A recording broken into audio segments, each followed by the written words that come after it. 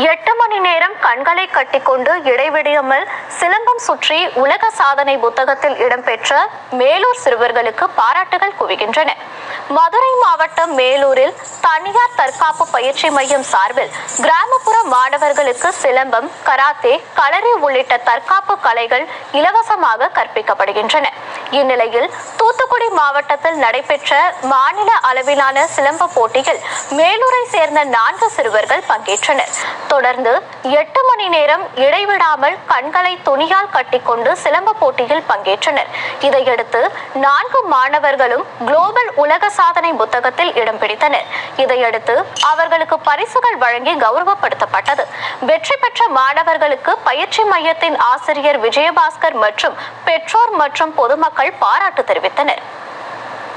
12 மணி நேரம் இந்த மாதிரி ரெட்டை கம்பு போட்டு இன்னும் நாங்கள் வேர்ல்டு ரெக்கார்ட்லாம் நிறையா பண்ணி இன்னும் எங்கள் மாஸ்டர் பேரை ரொம்ப நல்லா காப்பாற்றுவோம். வேர்ல்டு ரெக்கார்டில் இது மெடலும் சர்டிஃபிகேட்டும் கொடுத்தாங்க. அந்த குளோபல் வேர்ல்டு ரெக்கார்டுக்கு ரொம்ப நன்றி.